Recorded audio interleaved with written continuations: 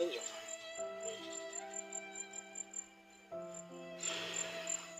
Mimi nakupenda sana.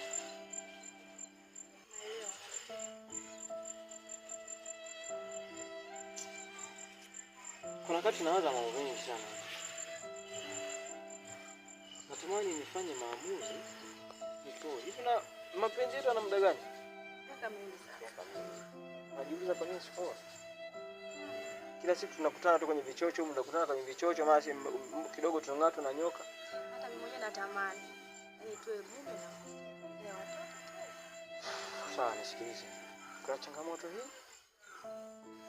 Hiyo ndio nifanya mimi nishinde kuoa wewe. Nimekuita leo nikuelekeze ukweli.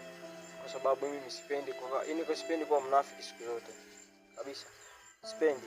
Mbona sielewi unaongea nini? Nisikize. Yaani kulinda benki ambayo haina hela, hilo mimi kwa kweli siwezi. Ndio maana nimekuita hapa leo. Aha. Mimi sina uwezo wa kuoa mke wa Chawote. Ndio wa Chawote? Sio Chawote, wewe Angel ni malaya. Tuongelee wapi mambo yapo hadharani kabisa? Tena ubaya ndio unatembea na vitoto vingine havieleweki. Hivi mimi nimekosa kitu gani Angel? Kitu gani ambacho kwangu vingine unakosa wewe?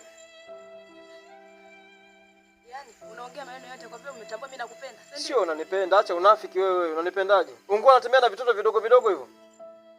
Au unafikiri mimi sijui? Unafikiri mimi sijui mpumbavu unaofanya? Mimi najua kila kitu Angel, ndio maana nikakuita pale nikuelekeze walisia mama kwamba mama, mimi na wewe kuanzia sasa hivi. Basi. Fanya mambo yako, mimi nifanye mambo yangu. Yaani nimepoteza muda wangu kukusubiria wewe. Kwani unanifanyia hivyo lakini?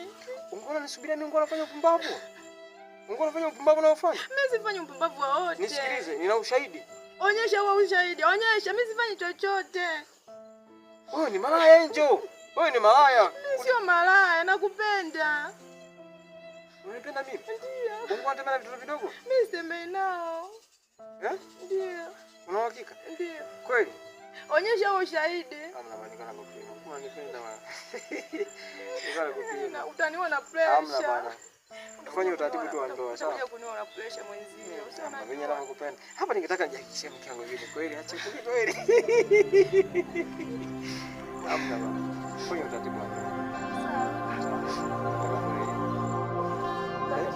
Sawa. Kesho kutwa.